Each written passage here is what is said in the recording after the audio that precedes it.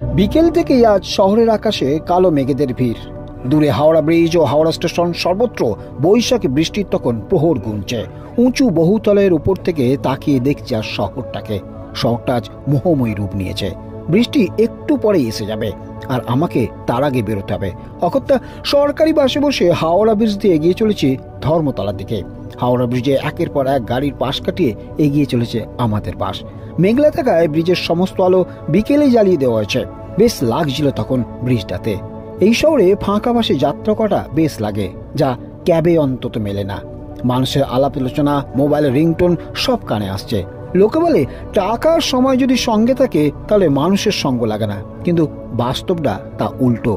মানুষের সঙ্গে মিলে একটা বিকেল শহরটা ঘুরুন, মনটা ভালো হয়ে যাবে। ভাবনার মাঝেই বৃষ্টি এসে গিয়েছে। তখন হাত বাড়িয়ে সে এক আলাদা অনুভূতি মিলছে। ছাতা হাতে নিয়েই মানুষজন পথে নেমেছেন। এক বহুদিনের স্মৃতি আজ ফিরে আসলো এই শহরের বুকে। কল্যাণ অধিকারী, আমতারা 7।